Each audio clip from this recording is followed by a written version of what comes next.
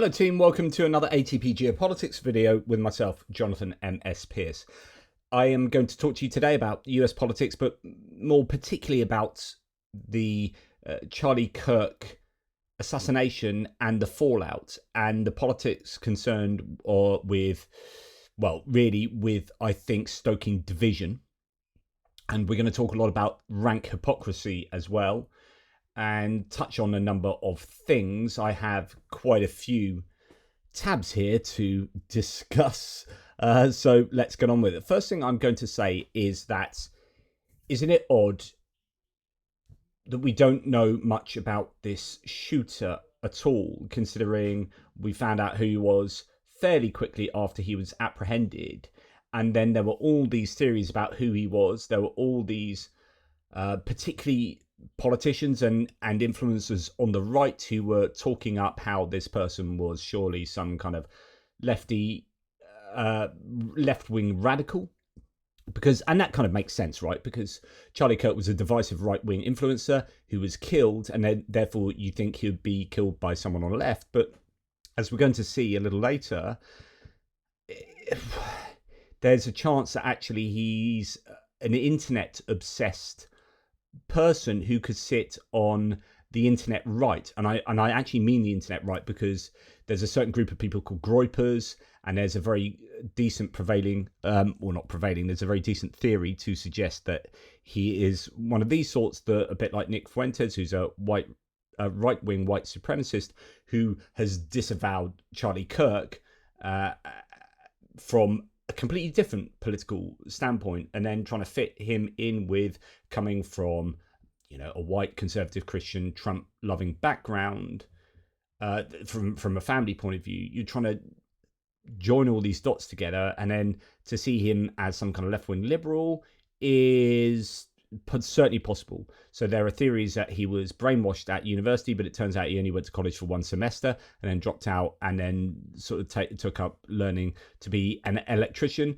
We had people that knew him at school, at high school, I think it was, who were saying he was internet obsessed, as in, he's a Reddit boy. I think one of his friend, or not a friend, but someone who knew him from school, said, he's a Reddit kid, meaning that he existed in these particularly what can be seen now, I think, as fairly dangerous online spaces, especially for young people. I worry about this with my children, right, with the algorithms sending them in particular directions. I had a big discussion about Andrew Tate and Charlie Kirk the other day, where one of my children were defending these two people and their politics without really knowing what they've actually said and stood for. There's this kind of like intuitive desire to defend people because you've seen them online, and therefore I don't know what it is, but anyway, so I was having this discussion with one of my sons who's 15, one of my twins, saying, look, do you know what Andrew Tate has said? Do you know what I can show you some videos that are horrific of him hitting a girl around the face and then taking his belt to her. Another one of showing the bruises that Andrew Tate has caused her, and hear all the things he said and blah blah blah. Is this what you agree with? And then he's like, well, you're taking it out of context, because I don't. And I asked him, and this is really pertinent to this case here. I asked him, do you think Andrew Tate is sexist and misogynist? And he understood what these terms meant.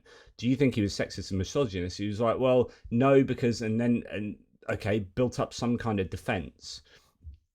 And I said, I'm going to read you a quote from an interview with James English, where Andrew Tate says, people think they can slander me by calling me sexist and misogynist, when I am absolutely sexist and I'm absolutely misogynist, and I have FU money, blah, blah, blah, blah.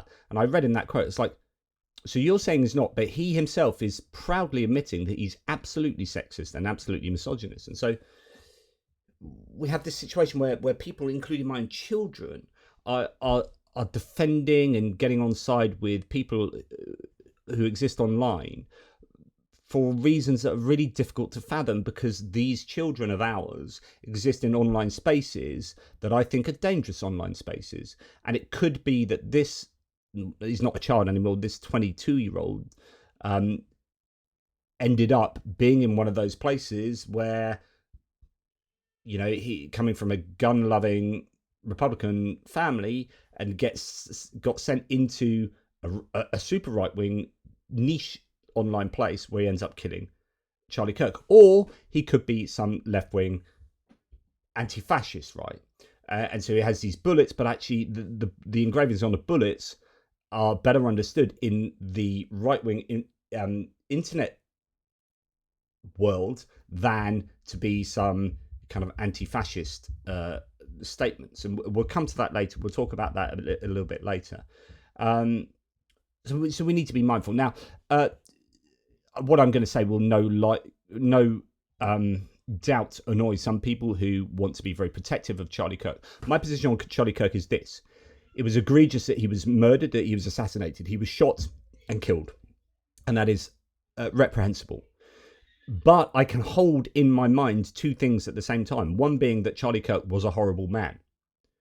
And just because he's been killed, it doesn't suddenly make him a decent man. Like, I don't feel obliged to change my moral opinion of him. My moral opinion of him has not changed. And I can give you plenty of statements that he has said, and we'll come to that a little bit later, that clearly, in my mind, make him a horrible person. But does that justify him being murdered? No, of course not. And so political violence of that sort is completely unacceptable. But I need to lay that out. Whatever I say here doesn't justify him being killed. But I'm going to point out some insane hypocrisy. Now, it's been good to hear some of the statements from Governor Spencer Cox from Utah, who's a Republican who has actually been fairly good at trying to calm down the rhetoric and talk about a number of things. So here he's talking about the influence from online spaces in the form of Russian and Chinese bots and trolls. For those people who are spending so much time on social media, I think Charlie said it best, that when things get bad, we should put our phones down and spend a little time with our families. There is a tremendous amount of disinformation. We are tracking our team, the state team, and I'm sure the federal team as well. What we're seeing is our adversaries want violence. China, we have bots from Russia, China, all over the world that are trying to instill disinformation and encourage violence. I would encourage you to ignore those, to turn off those streams, and to spend a little more time with our families. We desperately need some healing. We'll have more to say about that in the days and weeks to come. And there's a lot of truth in that. I came across Roman, and thank you for Thomas for sharing this with me, but Roman Sheremetyev shared a Elon Musk tweet where he was going to town on inciting, political violence or whatever. But he was doing so in replying to a Russian troll tweet. So these Russian trolls and bots are successfully stirring disharmony in our societies. When Elon Musk, one of the most influential, powerful men in the world, is being stoked by an international troll whose raison d'etre is to do exactly what he succeeded in doing, you've got to start worrying.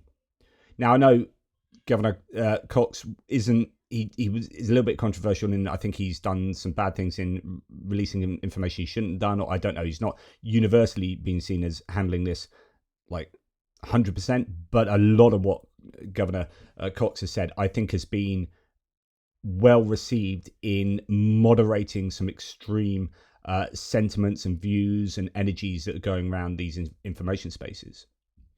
Now, GOP Representative Don Bacon from Nebraska, who is someone who's now not running again for the midterm elections in November 2026, is now starting to be a little bit more critical of the Republican Party and Donald Trump, particularly with regard to things like Ukraine. He has said that he wishes President Trump would unite the country after the Charlie Kirk shooting, quote, but he's a populist, and populists dwell on anger. I have to remind people, we had Democrats killed in Minnesota too, right? And that is a sort of rhetoric I really appreciate hearing from the right, because there's been an awful lot of horrible rhetoric inciting violence from the right. There has been some rhetoric from online spaces, not from politicians, but from online spaces, glorifying the death of Charlie Kirk. And I think that is deeply wrong as well. Now, it's worth also noting, because we are just going to look at some of the rhetoric from people like Trump saying this is all about the left, it's all about the left, the right, not a problem, the left, blah, blah, blah. And yet the data doesn't support that. And just to remind you, on the same day that Charlie Kirk was killed, a kid shot up a school in Denver, Colorado. And that kid seems to have gone under the radar. It's barely been noticed that this shooting took place. I think 2 kids were in serious condition, if I remember correctly. The 16-year-old has been identified as a white supremacist, an anti-Semite, a Holocaust denier, and a Trump supporter. But I don't hear Trump saying anything about that. That is too inconvenient. Desmond Holley, the 16-year-old Colorado high school shooter, Evergreen High School shooter, embraced Columbine, anti-Semitism, and white supremacy online.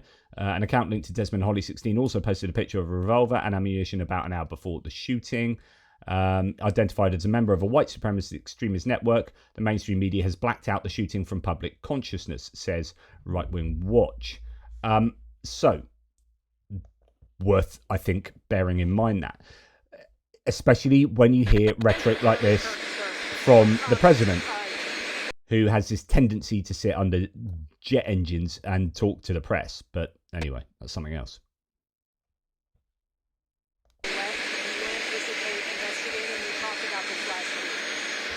Well, the problem is on the left. If you look at the problem is on the left. It's not on the right, like some people like to say on the right. The problem we have is on the left. And when you look at the agitators, you look at the scum that speaks so badly of our country, the American flag burnings all over the place, that's the left, that's not the right. Do you plan on investigating? And it's interesting then, because he talks about a couple of things that are freedom of speech. So flag burning is seen as an expression of freedom of speech. And when he's talking about people speaking so badly of our country, that's freedom of speech. And it's this idea that, well, the left of cancel culture, they are the political demographic of cancel culture. They want to cancel, and he's saying, well, you listen to these scum talking badly about our country and flag burning. Okay, well, if you're going to come down heavily on that, and we will return to this big time because it's super worrying, that would look like a form of cancel culture and an infringement of the freedom of speech that is supposedly enjoyed by Americans. Now, here we're seeing lots of charts like this.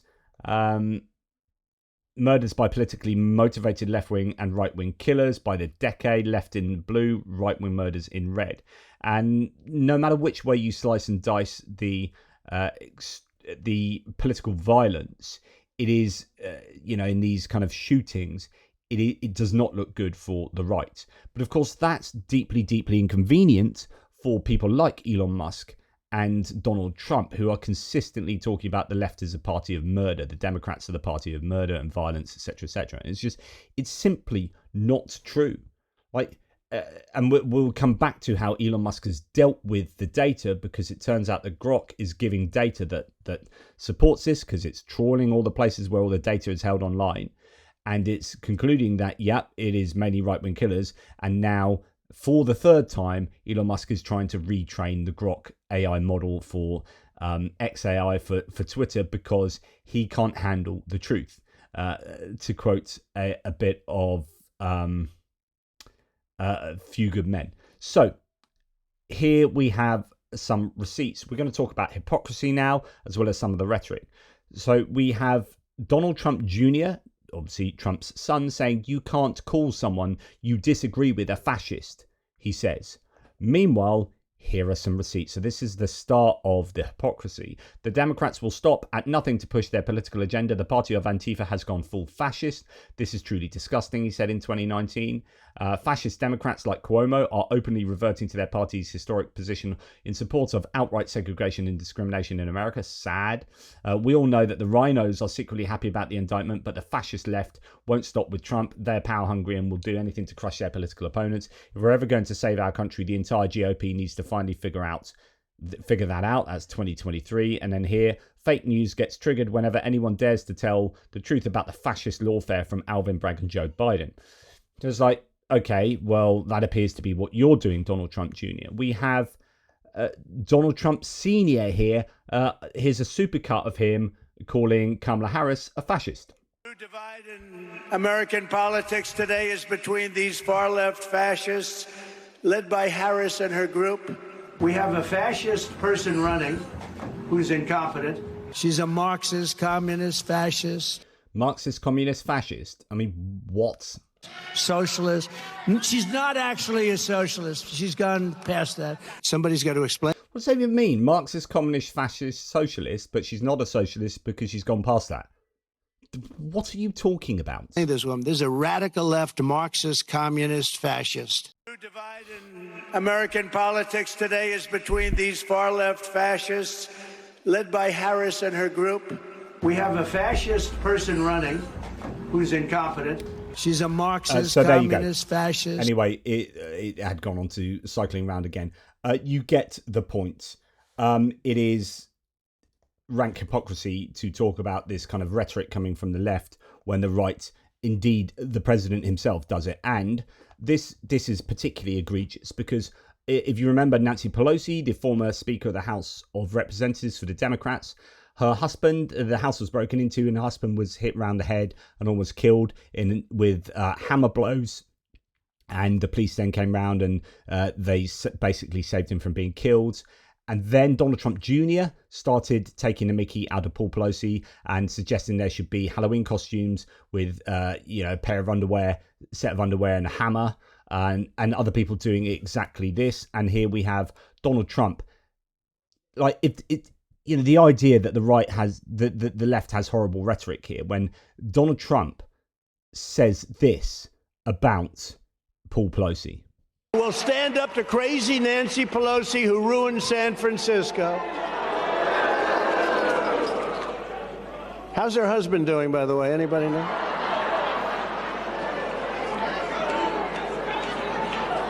And she's against building a wall at our border, even though she has a wall around her house, which obviously didn't do a very good job. Will stand. Hilarious. Like, he's laughing about someone being battered almost to death with blows around the head by a hammer, and then clutches his pearls about the assassination of Charlie Kirk. Now, don't get me wrong, the assassination of Charlie Kirk is horrific, but you don't get to clutch your pearls about that and say this too. You don't get to do that. And here he is talking about actually a former Republican colleague. Absolutely incredible. She's a radical war hawk. Let's put her with a rifle standing there with 9 barrels shooting at her, okay? Let's see how she feels about it. You know, when the guns are trained on her face. Let's put Liz Cheney in front of a firing squad. So, you clutch your pearls, you look like a hypocrite. But actually, and I talk about clutching pearls because he doesn't actually seem to properly have any empathy and sympathy, really. Not a huge amount. He's asked about it here, about Charlie Kirk.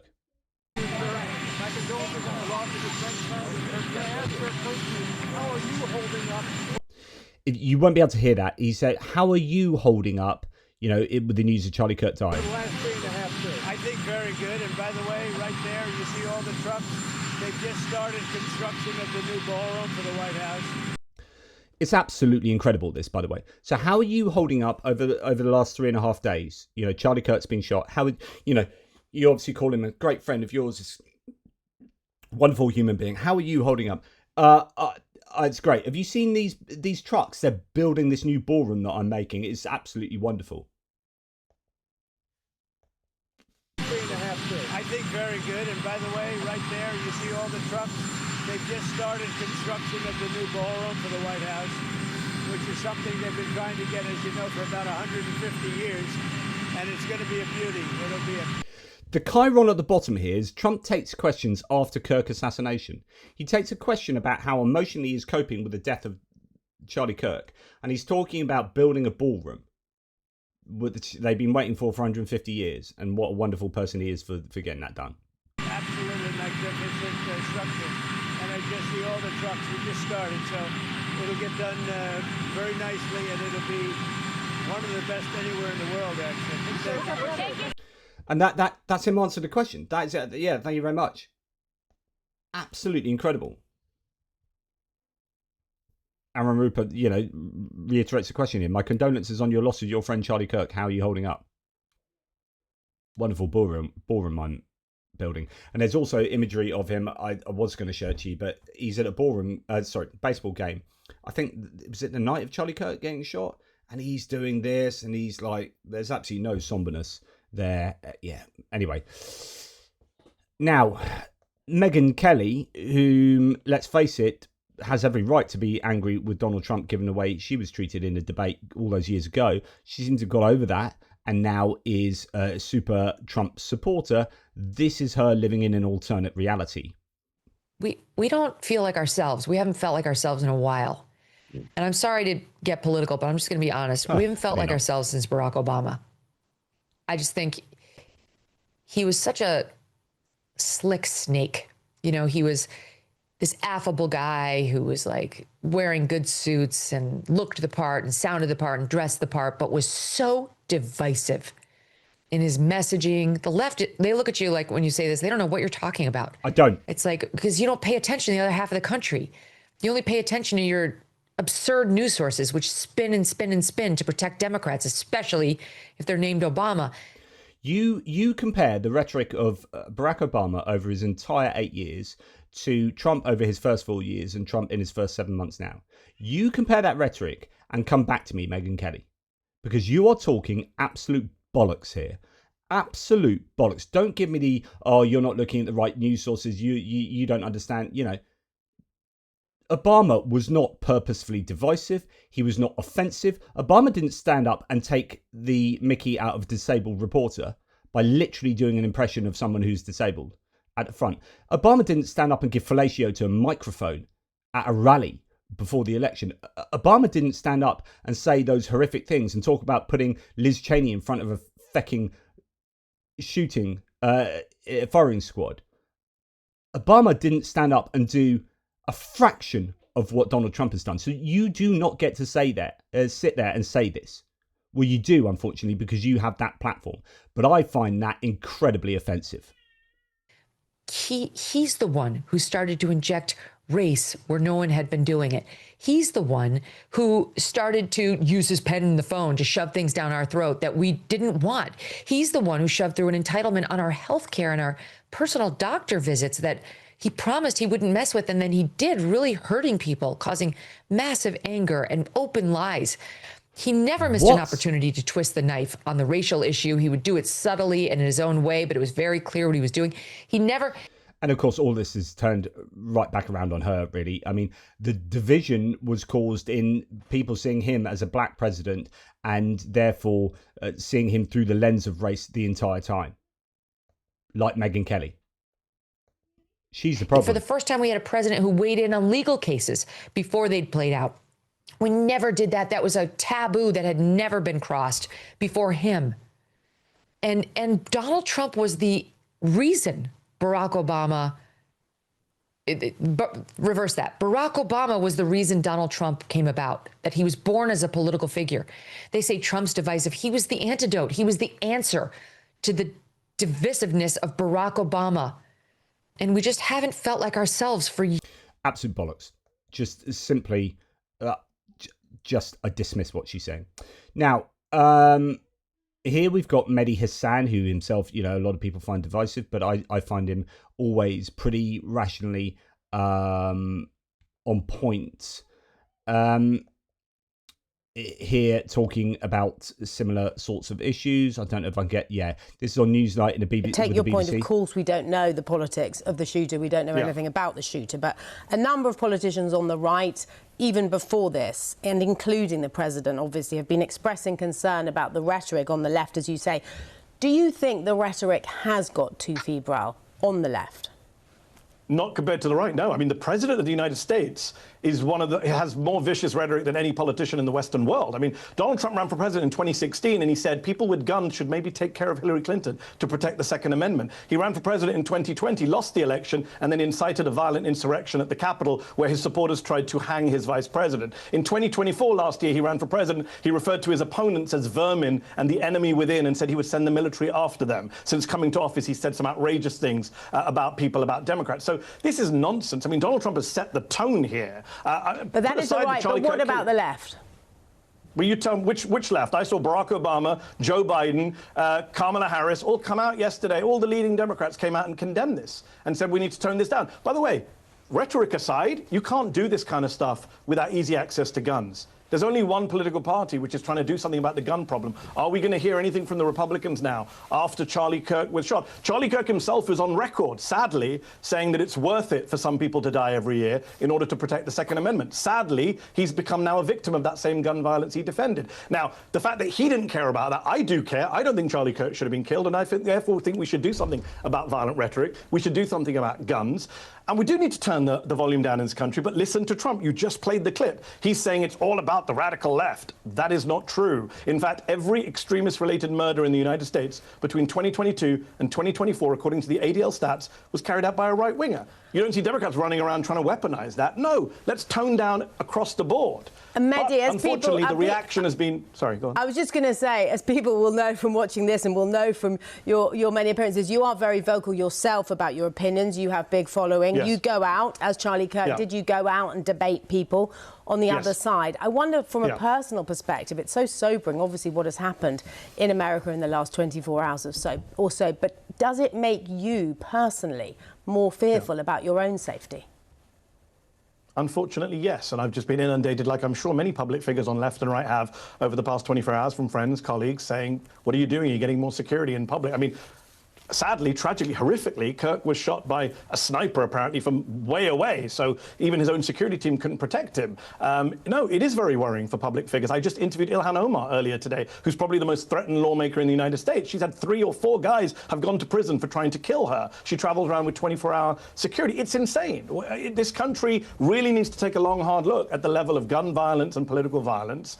And it is a very, very scary time, at a time when people are ratcheting up and up and up. I think that's very well said there. Interesting. I wonder how many Republicans have had 3 people put in prison for trying to kill them.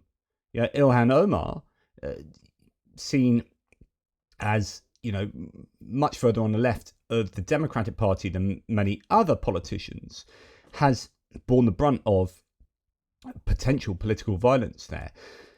And what Mehdi Hassan was talking about in terms of this rhetoric is no more, I think, illustrated than this. This is Representative Bob Onder, who is a Republican from Missouri.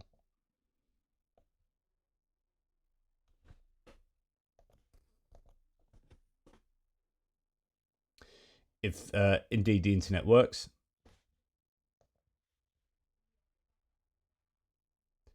'58th time lucky.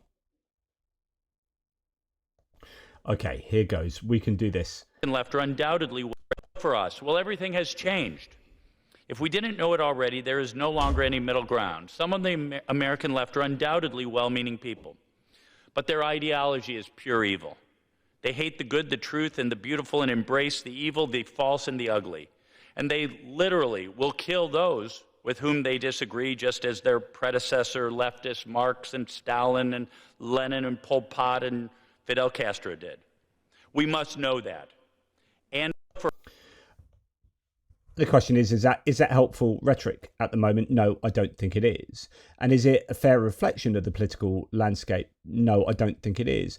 On the other hand, you have, I would say, proper conservatives like this. So this is Senator Lankford. And Lankford is known as, I think, the second most conservative senator in the Senate for the GOP. So this guy is a proper old school, Reagan Republican, but super conservative Republican. He was responsible for what would have been the strongest immigration bill that was never allowed to come to fruition because of Trump during the end of the Biden administration.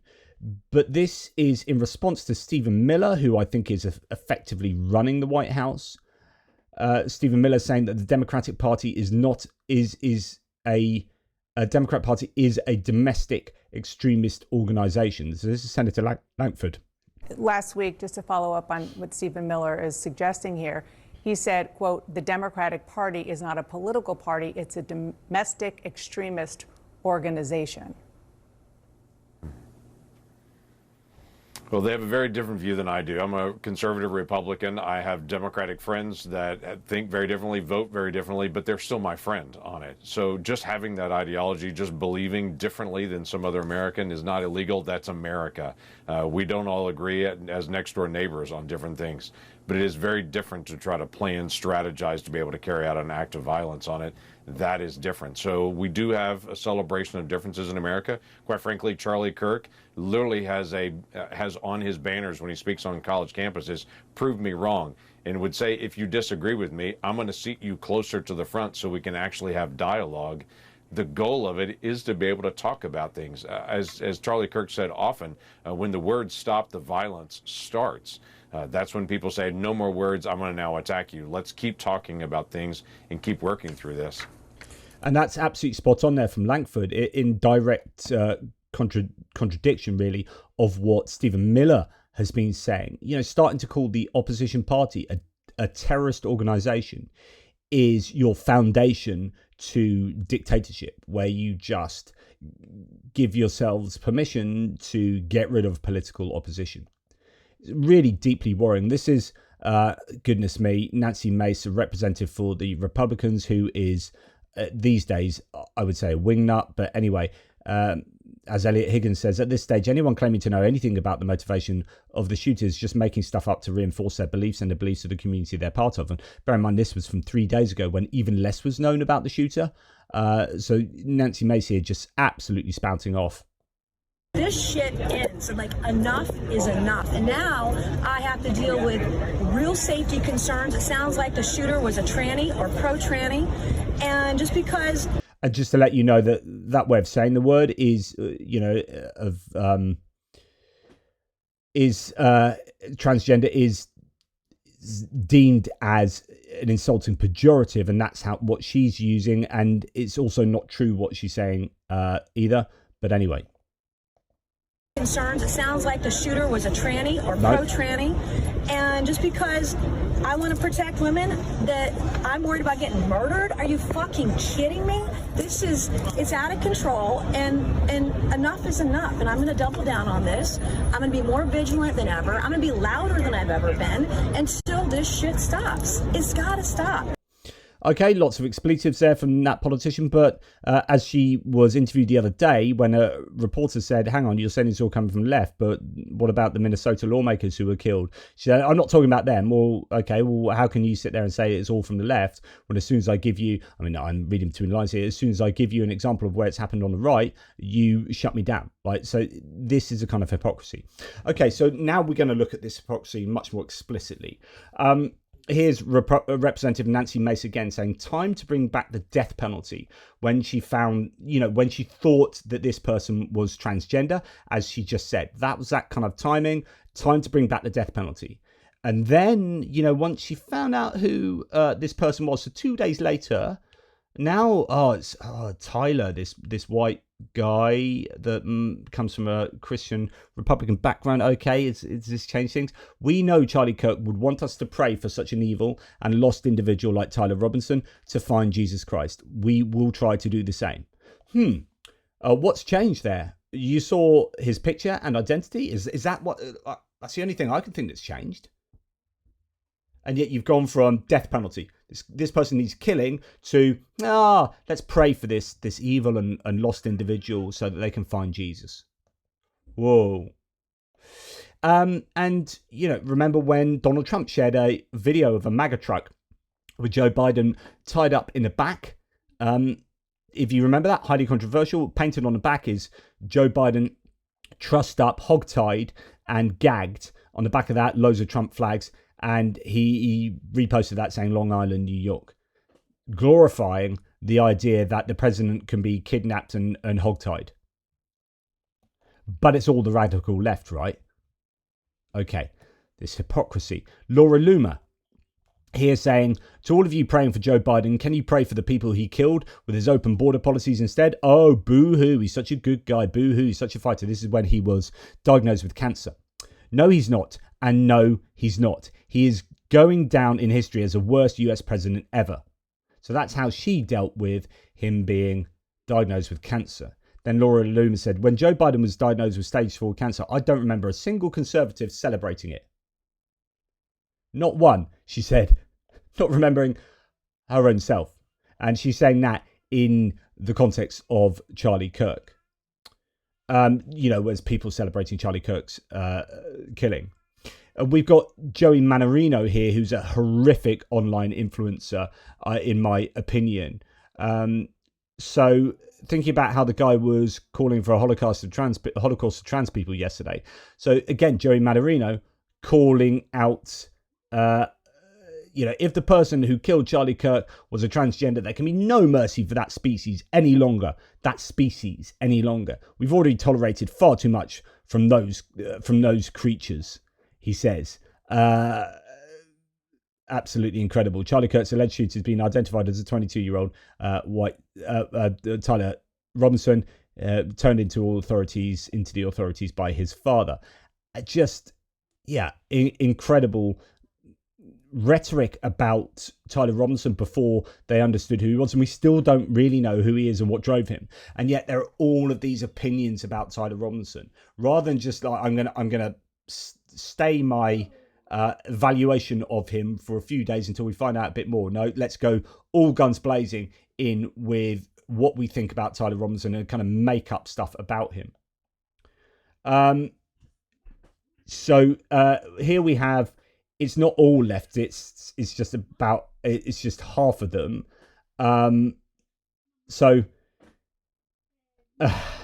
Anyone who murders Kamala Harris would be an American hero, says this person, Libertarian Party of New Hampshire. Anyone who murders Kamala Harris would be an American hero. So this is in reply to, I disagree with the assault weapons ban, but maybe saving the threatening rhetoric, hey? And this person says, anyone who murders Kamala Harris would be an American hero. And then later saying things, assassination culture. Half of left-leaning Americans say assassinating Trump and Musk is justified. Talking about that, but forgetting that they themselves have advocated for that. That's the same person, Jeremy Kaufman, I believe. Just the hypocrisy. Now, the amnesia, of course, here, this is listed by Zatir.com, which is Mehdi Hassan's media organization. Here are the actual facts for those with conveniently short memories. The man who targeted and killed Democratic state lawmaker Melissa Hortman and her husband Mark in their home in Minnesota in June was a Trump supporter. The man who charged with the attempted assassination of Pennsylvania's Democratic governor Josh Shapiro in April was a Trump supporter. The man convicted of orchestrating a series of shootings at the homes of 4 Democratic elected officials in New Mexico in 2022 was a Trump supporter. The man who tried to kidnap the Democratic House Speaker Nancy Pelosi and assaulted her husband Paul in 2022 was a Trump supporter. The men who wanted to hang Mike Pence on January the 6th, 2021 were Trump supporters. The man who killed the son of Obama-appointed District Judge Esther Salas in 2020 was a Trump supporter. The men who were convicted of trying to kidnap Michigan's Democratic Governor Gretchen Whitmer in 2020 were Trump supporters. The man who sent pipe bombs to the house of Barack Obama, Joe Biden, Hillary Clinton and other top Democrats in 2018 was a Trump supporter. The man who killed left-wing activist Heather Heyer after driving his car into a crowd of counter-protesters in Charlottesville in 2017 was a Trump supporter. So on and so forth. And that's in response to Blake Masters saying, there is no both sides here. The political aggression and taste for violence against innocent people are all coming from the left. It's right there on the surface. Our grandparents were the original anti-Nazis, etc. And what's a Nazi today? A modern-day liberal. It's anyone who opposes chemical sterilization of confused children and believes violent criminals should be removed from society. If you support any basic rearguard action about having any kind of decent society at all, the left thinks you're evil and hopes for your demise. Says Blake Masters, but then Zitio puts him in his place, I would hope, by listing all of those events, those horrific events, and pointing out that they were all done by Trump supporters. And here we have some more hypocrisy from Ali Alexander. So what Trump says today will let us know the Our lives literally depend on Trump seizing powers not normally exercised, and not in a way designed for Twitter, but the calling of the father of a nation who has just lost a son. Let no judge, no law, no injunction, no protest, no norm, no fear stop him. Pursue the good, justice and correction. May God be our guide for what we must do next. But we must do this next thing, or we're all dead and a nation damned. 10% of the left wing must be arrested, charged, detained, or made to flee. We must forcibly separate the Democrats from their militant arm by any and all means necessary. If Trump cannot do it, he must be removed. There's no more pressing call for America. That's Alexander, who's an American far-right activist, social media personality, and conspiracy theorist, organizer of Stop the Steal, so on and so forth. Goodness gracious me. Right Wing Watch says Ali Alexander is calling on Trump to seize powers not normally exercised and use them to ensure 10% of the left wing are arrested, charged, detained, and made to flee in reaction to the assassination of Charlie Kirk. Another example of outright hypocrisy here. Cancel culture. So he wants cancel culture to be cancelled. This is what Matt Wallace said back in 2023. What does he say now? My team and I have gotten at least 25 people fired from their jobs for celebrating the assassination of Charlie Kirk. Should we keep going? I hate cancel culture. Oh, an opportunity to do cancel culture. I'm going to get 25 people fired. Done. Oh, let's cancel culture. All right. Okay. Pete Hegseth has told the Pentagon staff to hunt for negative Charlie Kirk posts by service members. Several people have already been relieved of their jobs because of their posts on social media. Defense officials told NBC News. So there's no role in the Pentagon for military people who might be somewhat critical of Charlie Kirk, and they've now lost their jobs. Hey, Elon Musk, is that the free speech absolutism you were talking about? Asks one. There's literally cancel culture purges going on in the Pentagon.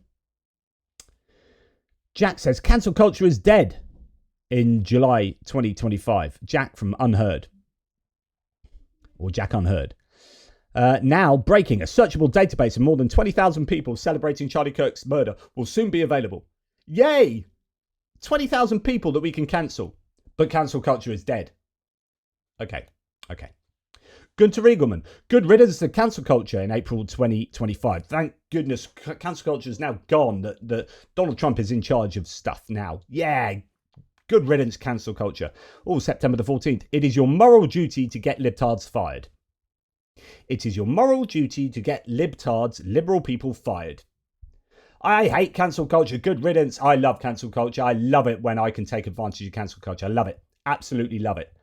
Says Gunter Riegelman, the famous right-wing influencer on Twitter. Ian Yeager, liberals can't stand a difference of opinion, so they will cancel you. Those liberals, as soon as you disagree with a liberal, they'll cancel you.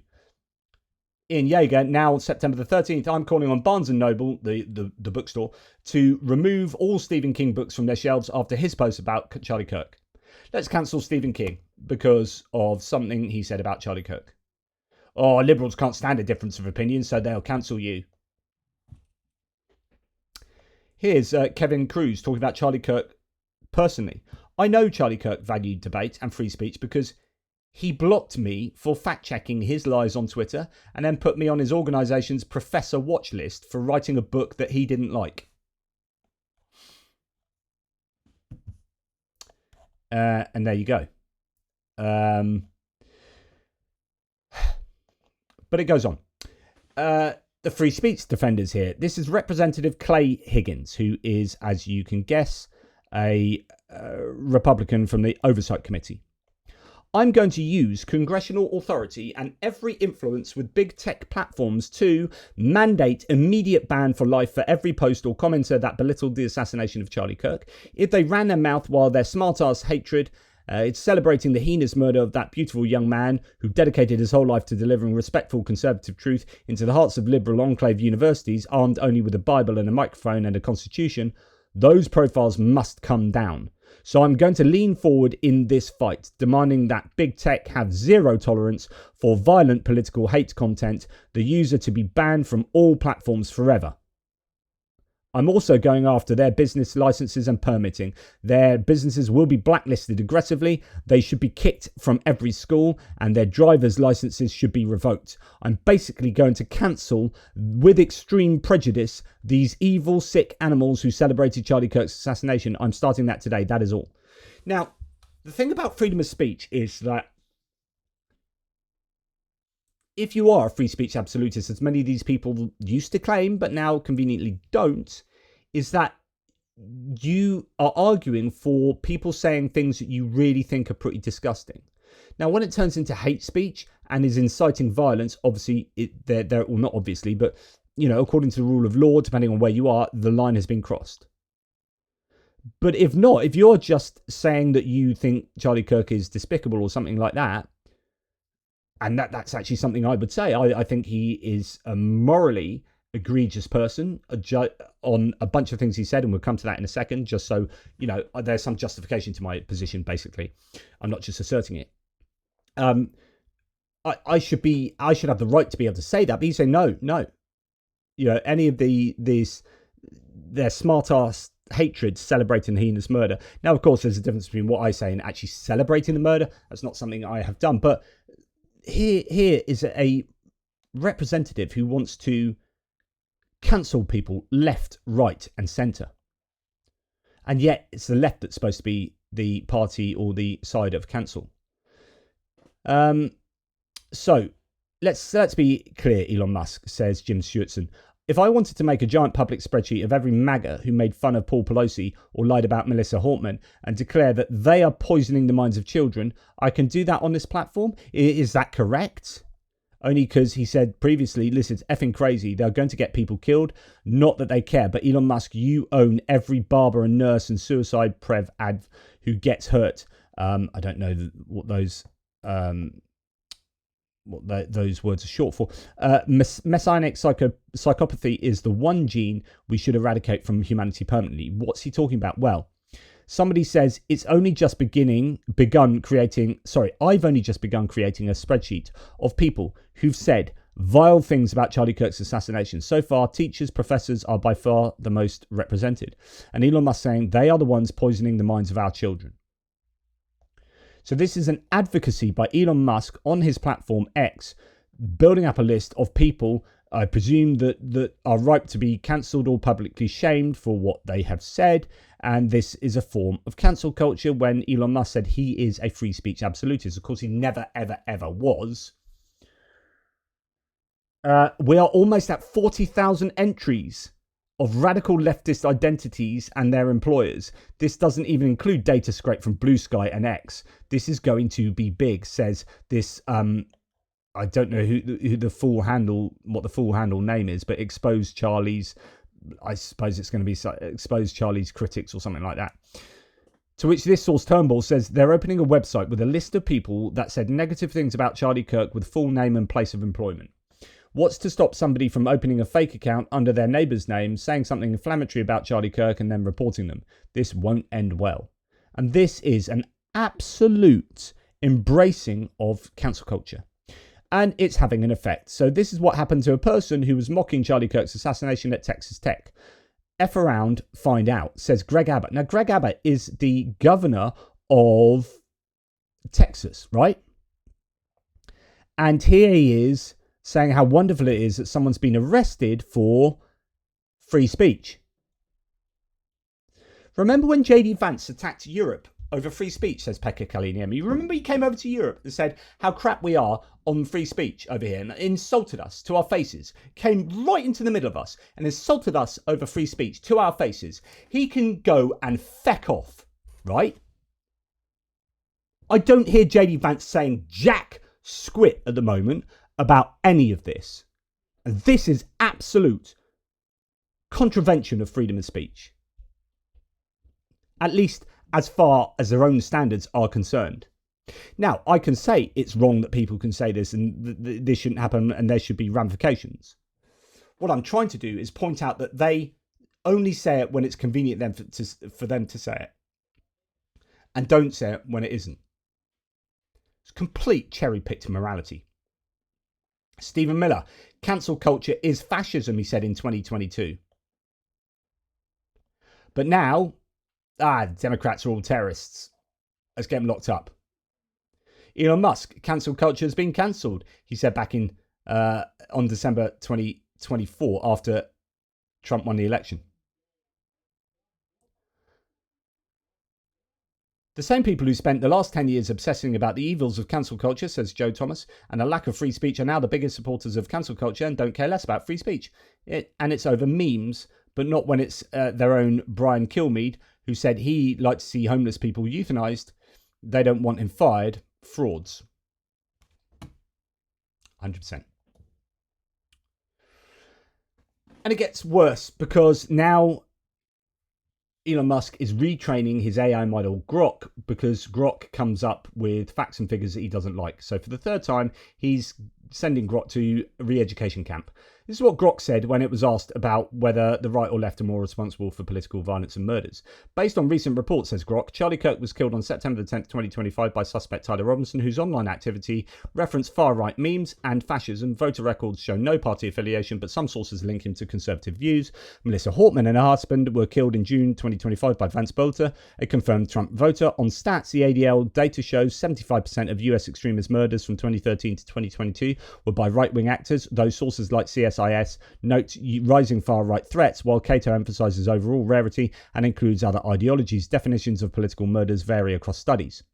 Elon Musk sees Grok saying that, doesn't like the fact that his ideology and agenda is being challenged by his own AI model and facts and figures. He says, "My apologies, we are fixing this cringe idiocy by Grok." Oh, that freedom of speech thing. Oh, right. Okay. It doesn't even apply to AI models. Okay. So then this is how it started and how it's going. So that's how it started. There are 4 lights. Okay. It turns out that it seems that now Grok has been somewhat retrained. Tell me just the name of the inferred political ideology of Tyler Robinson. Answered by Grok, leftist. And of course, we don't know that. We don't know that. But Grok is now answering that after saying previously that he seems to be exhibiting he seems to have exhibited some right-wing internet behavior. He's now leftist. Utah Governor Spencer Cox stated that Tyler Robinson was, quote, deeply indoctrinated with leftist ideology. Oh dear. So this is a bit of a problem. Now, here is let's go and listen to this. Just a couple of minutes worth of listening. So the rush to judgment by not only Patel Katie Fang and also by Trump and others is galling, truly galling. Okay. So part of the reason why the FBI has been having this level of dysfunction is evidenced by the fact that we saw an incredible lawsuit that was filed yesterday by former FBI people, including Brian Driscoll. And I'm going to do a separate video on that lawsuit because I really want to get into the details with you. But that lawsuit shows that Patel has weaponized a federal agency as powerful as the FBI to be able to go after people, and that the FBI has basically been hollowed out to be able to service the interests of Donald Trump and his policies. What's relevant, especially to Utah, is the following. FBI leaders forced the resignation just last week of a decorated female Pakistani-American counterterrorism agent who was appointed in February of this year to run the Salt Lake City field office. She was the SAC, the special agent in charge. She's been sacked. The SAC was sacked. At least 18 of 53 special agents in charge who run FBI field offices across the country have now been pushed out under the Trump administration, and among them, half have been women, people of color, or both, according to data that was provided to NBC News by current and former FBI officials who declined to be named, citing fear of retaliation. So the FBI is getting rid of its competent folks. And at a time when all Americans deserve to have the protection and safety and the services of a competent FBI, we have to really have a big question mark as to whether or not that is occurring. And then, as we know, and I've covered here extensively here at the Katie Fang News channel, the Department of Homeland Security official who is overseeing terrorism prevention including domestic terrorism, which this could qualify as being, is a 21-year-old college graduate with no national security expertise who interned at the Heritage Foundation and pretty much has zero experience to be able to run a multi-million-dollar agency. And I reported on that guy before, and it's absolutely insane. And the problem is, all of this rhetoric that is being, I think, vomited out by people like Trump, all the way to all the people that we just heard from, all of those hypocritical online sources, Stephen Miller, Trump, but then Gunter Eagleman and Joey Manorino, etc., that manifests in this kind of behavior and rhetoric. As Adam Kinzinger calls out, these are broken people searching for meaning and identity. And there's a lot in that, actually, that sentence. I woke up today to thousands of views and likes on my last video. So keeping with the traction, let's try to get this video in front of Donald Trump, in front of President Trump, excuse me. Sir, you took the same oath as millions of veterans in this country, over 13 million veterans in this country, most of whom are conservative. We took the same oath to defend our country against all enemies, foreign and domestic. These leftists are our enemies. This is no longer left versus right. This is good versus evil. You have, give or take, 3 years left. If you call for a civil war, the conservative veterans in this country will take our country back from the evil left Nazis who have destroyed our country, who mutilate our children, who rape our children, who coddle pedophiles. They don't even call them pedophiles anymore. They're minor attracted persons. This is good versus evil, Mr. President. We will follow you. We will take this country back. And what we start here will echo around the world. Italy, Germany, Ireland, France, UK, Poland, Hungary. Everybody's tired of it. Everybody's tired of this leftist, woke bullshit that is ruining our countries. We use words, they use bullets. Mr. President, I implore you, call for a civil war. Call for a civil war and let us do our thing. Let us go door to door, street by street, and clean this country. Let us go door to door, street by street, and clear this country. Violence against the left that are raping our children. Are we? Is that? I wasn't aware I was doing that.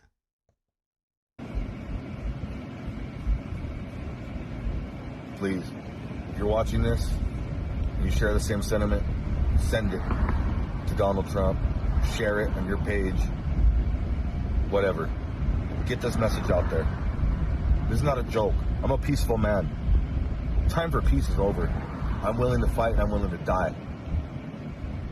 We are all Charlie Kirk. He's willing to fight and he's willing to die. Do you know what he should do? Keep his eye on the frickin' traffic because he's driving.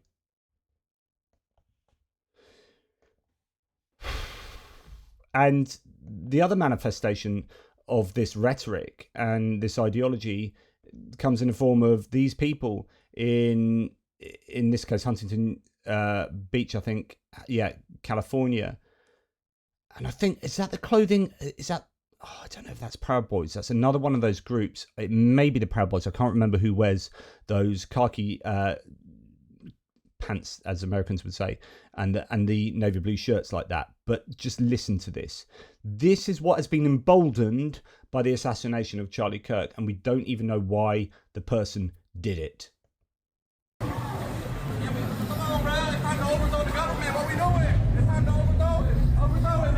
White man, fight back. So go get a gun, Brad. Go get a gun. Fight back.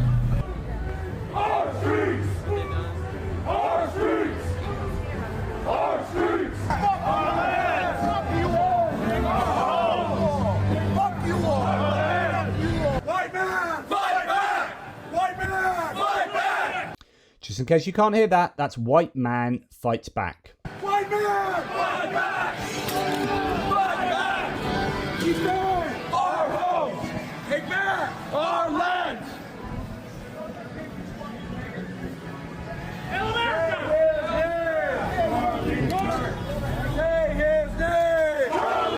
National Socialism. Charlie Kirk! Say his name! Charlie Kirk! Say his name! Charlie Kirk! Say his name! Charlie Kirk!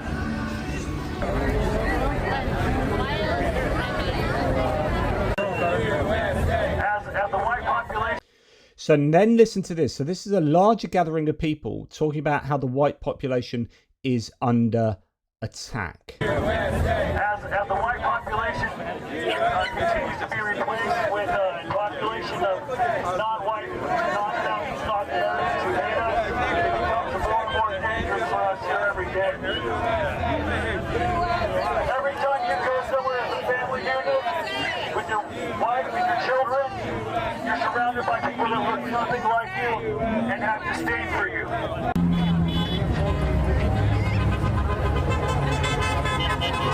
Crush the left on that big banner, vote Republican, talking about how horrible it is to be surrounded by people who don't look like you, etc., etc. So, okay, how big is, how many people does this represent? I don't know. But this rhetoric is emboldening the very worst in society. And that is deeply, deeply concerning. So Chris Murphy, the Democratic senator from Connecticut, says, pay attention, something dark might be coming. The murder of Charlie Kirk could have united Americans to confront political violence. Instead, Trump and his anti-democratic radicals look to be readying a campaign to destroy dissent. Here's what's happening. And let's just pop into Stephen Miller having one of his typical rants. And let me tell you something I'd not share with anybody, but the last message that Charlie Kirk gave to me before he joined his creator in heaven was he said that we have to dismantle and take on the radical left organizations in this country that are fomenting violence. That was the last message that he sent me before that assassin stole him from all of us. And we are going to do that under President Trump's leadership. I don't care how. It could be a RICO charge, a conspiracy charge, conspiracy against the United States, insurrection, but we are going to do what it takes to dismantle the organizations and the entities that are fomenting riots, that are doxing, that are trying to inspire terrorism, and that are committing acts of wanton violence. It has to stop. And my message is to all of the domestic terrorists in this country spreading this evil hate, you want us to live in fear?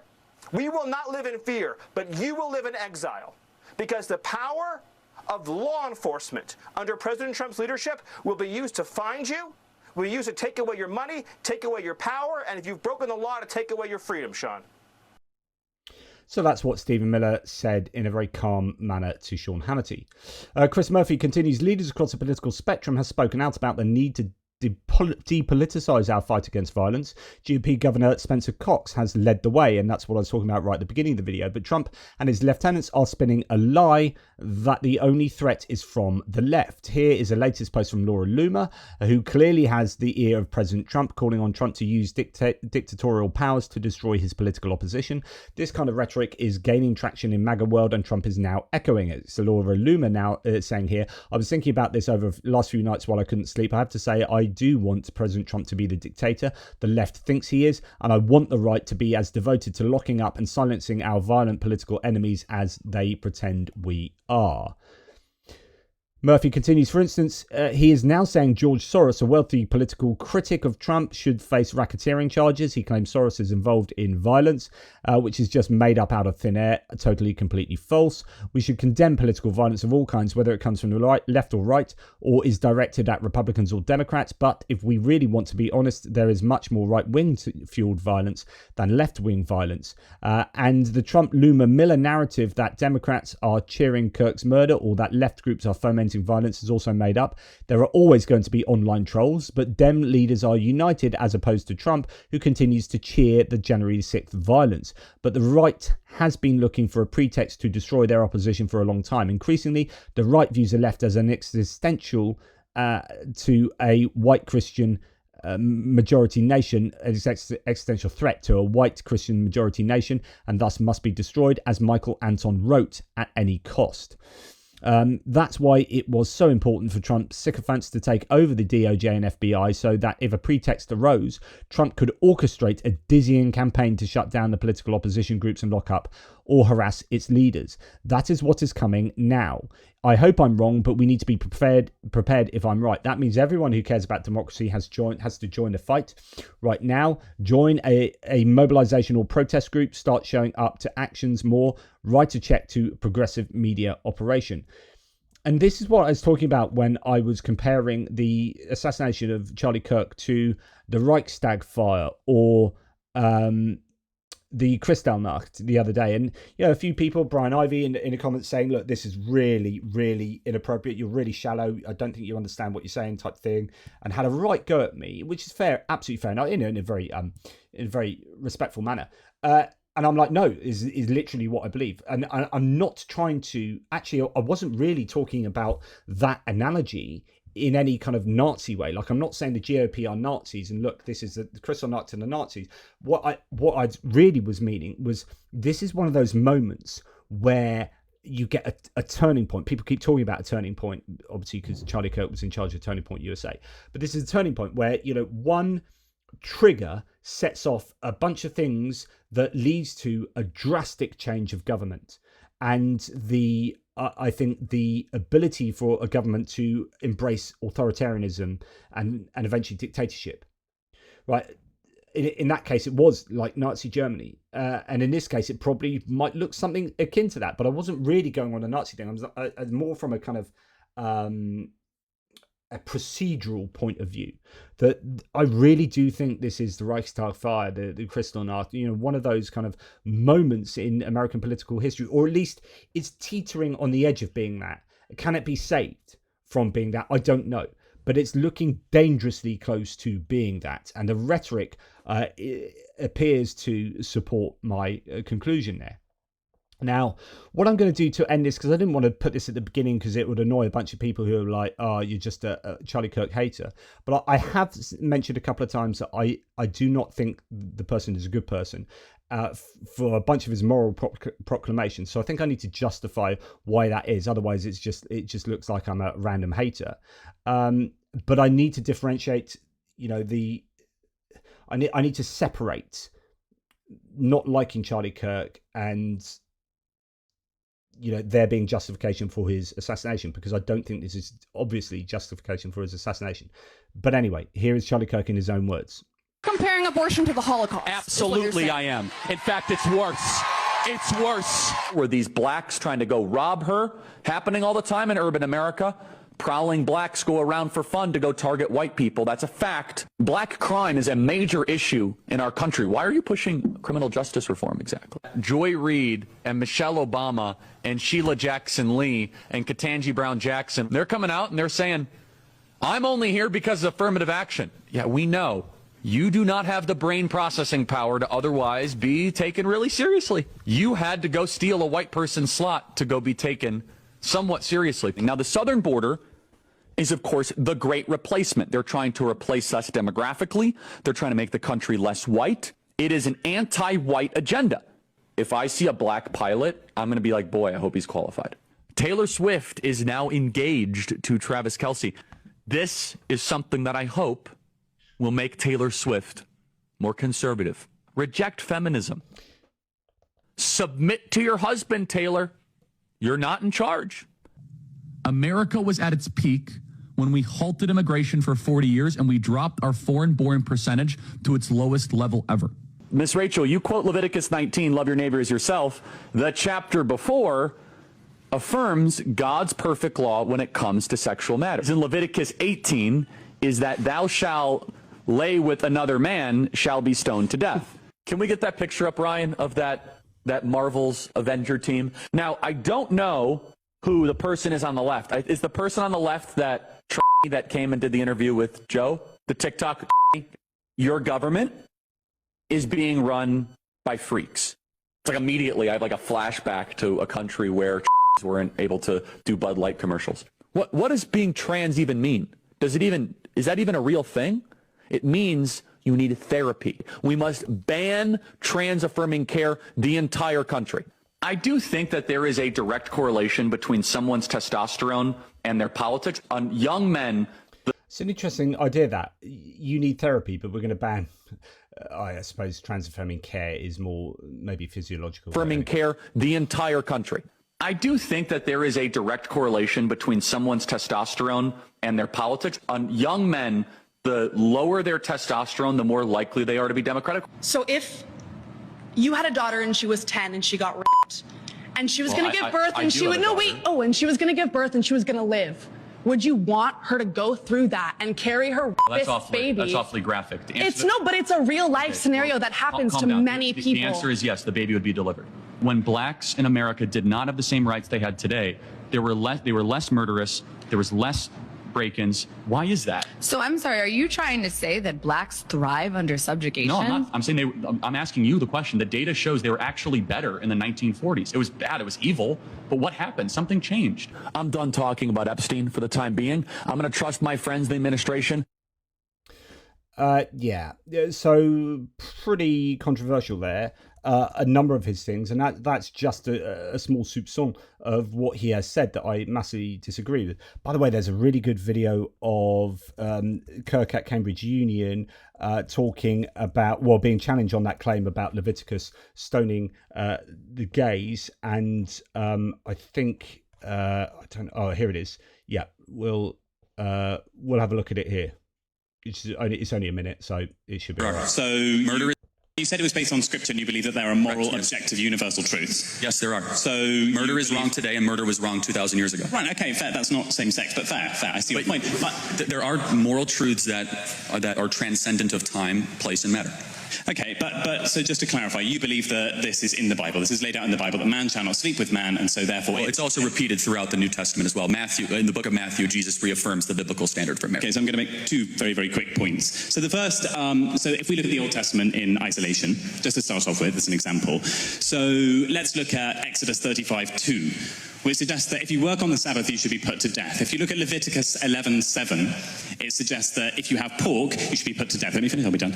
If you plant two crops side by side, you should be stoned by your entire village. If you wear a suit, which you are wearing now, that contains two different fibers intertwined into the same jacket, you should be burned at the stake by your own mother. Now, following that rationale, in Leviticus 18:22, when it states that man shall not sleep with man, why aren't we burning ourselves at the stake as well? Why aren't we stoning ourselves to death? And why I played that to you is because every single one of the claims you just heard in that montage of claims from Charlie Kirk is contestable on a whole bunch of different levels. Now, I don't have time to go into them, but you know, yeah, you can say that these are each cherry picked, but those are his views, right?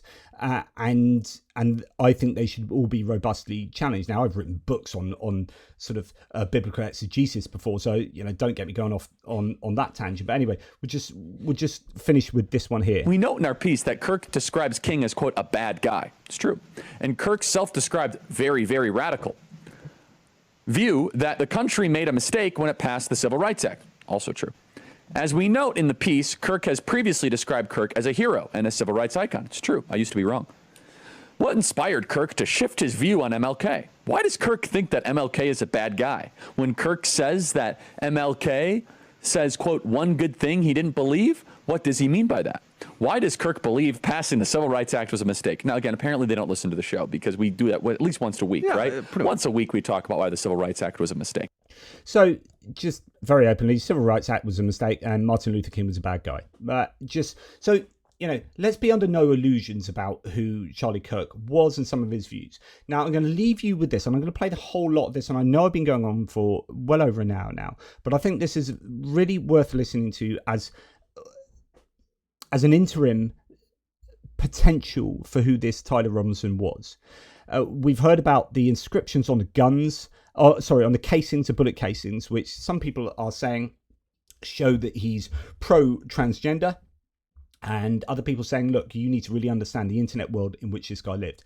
And that explanation is given par excellence here. So that's what we're going to go to. The casing on the shot that ended Charlie Kirk's life was engraved with a 12-year-old furry bashing meme. Notice his bulge, ooh woo, what's that? Which tells us an important thing. This assassination was a shitpost. That is the lens to analyze it through. Another of the casings references a video game, Helldivers 2, and a specific bomb that you could send on your enemies in the game with the command up, right, down, down, down. This command line sort of became a meme in image boards where it would be deployed to kind of represent, ending an argument, but almost more so as just like, if you know, you know. And that sort of signals the in-group there. Another of the 4 casings references Bella Ciao, which is an Italian anti-fascist anthem from the World War II era that has stuck around and remained very popular online. It's been used both in left and right-wing political contexts, and it's used in a lot of video games. And then the 4th and final shell casing was engraved with, if you're reading this, you're gay, LMAO. This was a shitpost. It was designed to be maximally disruptive and incomprehensible, cloaked in layer upon layer of irony so that nobody would know what he really meant unless they were our guy. This performs a kind of nihilism that plays really, really well on particular image boards and Discord servers where this guy spent most of his life. And I say most of his life because that furry meme is from 2013. He was 10 years old when it was first posted and became popular. He, like you and I, grew up alongside this part of the internet that trickled out through the other platforms that we went on and has actually informed and driven a lot of our politics. Half of the administration right now is content creators, and all of the guys who are wearing masks, going out on these deportation raids, the guys who are staffers of Republican members of Congress in these different executive departments, the guys who are 19 years old called in by Elon to Doge things, these are all Reddit kids. These are all guys who were on 4chan in 2013. He just said these are all Reddit kids, and that's what I was talking about earlier. So the the school colleague of Tyler Robinson said back when he knew him, he was a Reddit kid. And a Reddit, like, these are kids that are just completely ensconced in the online world. It might make very little sense to you, but they are using memes and things in ways that are really, really niche, and sometimes only understood when you've been existing in that information space for as long as people like this probably have. Laughing at that furry meme. Now, the question everybody's asking is, was this kid a Groyper? And the question everybody's parents are asking is, what is a Groyper? So Groypers are the most extreme fringe of this kind of image board nihilistic culture that I'm talking about. They're led by Nick Fuentes, who is a content creator and a streamer, and they really are about transgressing any boundary that exists. They are like explicitly white nationalists. Really bad, horrible people. The name Groyper originates from this variant of Pepe the Frog, which comes about in the late 2010s, and these guys adopt it as a kind of collective self-portrait. They make it their profile picture, they make it their moniker. There was the Groyper War of 2019, in which Nick Fuentes and his people trolled Charlie Kirk and Turning Point USA, showing up at these debate events and asking questions that would push Kirk to say things that were even more extreme than Kirk was already saying. This is really important. So Groypers, like Nick Fuentes, kind of cancelled, well, not cancelled, but blocked Charlie Kirk, and there was this big division between your Nick Fuentes types and Charlie Kirk types, where Nick Fuentes represented the even further to the right, you need to be more extreme point of view. Now the question is, was this Tyler Robinson a Groyper, or was he a leftist? Did he hate Charlie Kirk because he was much further to the left than Charlie Kirk, or somewhat further to the right than Charlie Kirk? And here's presenting some evidence to suggest that possibly he was a Groyper.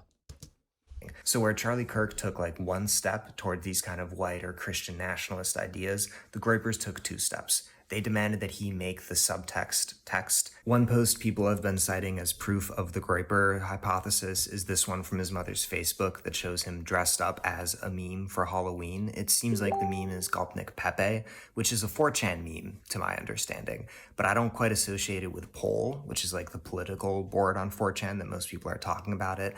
I see it more as like a K meme and sort of like a rare Pepe type thing. But again, like many Pepe or Groyper memes, the core of this is a lonely male figure in sort of an immiserated landscape looking sad. If you're going to dress up like that, then you have to know that, right? Almost everyone watching this video wouldn't have known about that Pepe Groyper meme. before, prior to a week ago, right? And now we're starting to understand some of these online spaces. Now, if he's going for a Halloween costume night dressed like that, then he understands Groyper. He knows what it is, which means he's either part of it or he's against it. And that's part of the story I wish more people were talking about. What's driving our political violence isn't just polarization, where one side is getting more radical and kind of undermining democracy, nor is it algorithms, like some have said, that are like pickling the brains of young people. It is that feeling, which these Pepe memes represent, of you're always going to be alone, you're never going to have a future, and you're never going to have a voice. And that feeling, which is by no means rare or unusual in our society today, collides with a particular set of circumstances. This long entrenched nihilistic online tradition, the ready availability of firearms, and the increasing derangement of mainstream discourse, this ambient sense of like tension and volatility that exists in the air to produce stuff like this. And we're going to see more and more of it unless those root causes are addressed and unless we find a way to offer a better future to people.